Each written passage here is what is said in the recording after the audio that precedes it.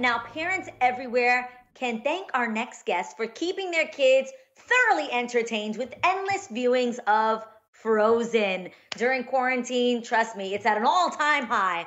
Please welcome Kristen Bell. We all love you so much. Welcome back. Thank you for coming. We do. Now, you know what? At the very beginning of the quarantine, you and your husband, Dax, you said we're at each other's throats. How are things now? Things have settled down. But I think it was, in a marriage, we've been together for 13 or 14 years. I can't remember. Wow. And I think resentments were building prior to the quarantine, and we needed to have a therapy session or just hash some stuff out. Then quarantine hit. So we were forced to be right up against each other and just have eyes on each other all the time. And he was the most annoying person I had ever seen on planet Earth. And I was the same to him. I love your transparency. Me too. Wait, just so Kristen, just so I know your level, your level of being able to take things. What was annoying from his side to you? Literally his breathing. He would breathe and I would be like, I've been there. And it exploded, and we had a couple real knockdown drag out fights, which you're allowed to have in a marriage if they're respectful. They were borderline disrespectful, but we got through it. The good thing was the quarantine forced us to work it out. So we're so good now. But that's nice. It's not dramatic because that happens in a marriage. Either every 6 months, every year, every 2 years, you have those knockdown drag outs where each person is required to grow a little bit, and then you get over it and hopefully grow with each other.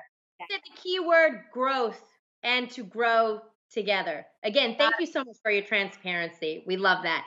You obviously have been super busy with your kids. So what's during the quarantine, because I know I have, what's the most creative thing that you've come up with to keep them entertained? Maybe I can learn something from you. Oh, well, two things I actually feel like that I'm proud about. One, I've been letting them get bored. Because I've read a lot about how boredom sparks creativity, and Lin-Manuel Miranda has said a lot of stuff about how he credits being bored as a kid with how creative he is and his incentivizing himself to write. So I've let them get bored, but also neither of them want to learn at all. They think they're on vacation. And it's frustrating to sit down and have to do schoolwork.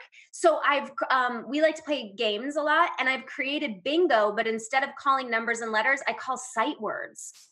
So I call them or again, and they still like playing it, but then they have to read. So I'm tricky. That's brilliant. That's smart. You're really combining homework assignments with fun and play. That's you get a hand clap. Yes, that's a hand clap. Well, Kristen, now that you're talking about kids, I know that you're doing incredible work with your Camp Hello Bello program. Tell me about this. Well, this was invented amongst our Hello Bello partners, specifically Ben Hart, which basically we were like, okay, everyone's in quarantine. How can we help other than passing out diapers and things that are needed? Well, we have an Instagram channel. Why can't we put programming on there that's kid-friendly, that's educational, that's engaging, that will allow parents to have a break? So, but the priority for me was that we were paying people.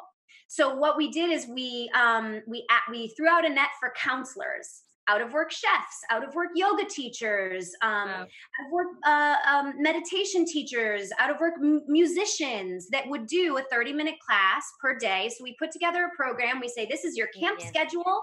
I kicked it off by reading a book to the kids, and basically everyone could tune into our Instagram channel and receive a whole day of camp and get off your parents' hands.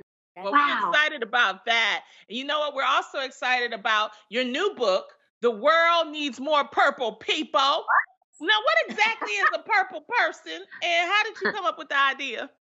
Well, Ben Hart, who I mentioned before, who is one of my best friends and also just a genius, he and I we worked together and we socialized. We were sitting around talking, and it occurred to us in one of our deep conversations that our kids absorb so much conversation because they're sponges, and all we're doing is arguing. Not not like fighting, but adults sit around the table and we go, wait, I believe this. No, I believe this. And it's stimulating for adults, right?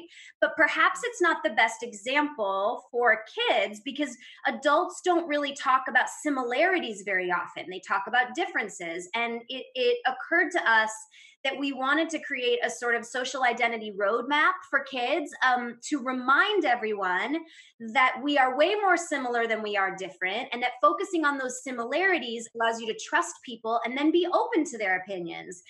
But it is about finding people in your life who have similar qualities that you love. So our purple people, they ask great questions. They're critical thinkers. They laugh a lot. They use their voices. They're super duper hard workers. And we just wanted kids to basically have a roadmap of how to look for similarities when the world seems to be calling out differences every day.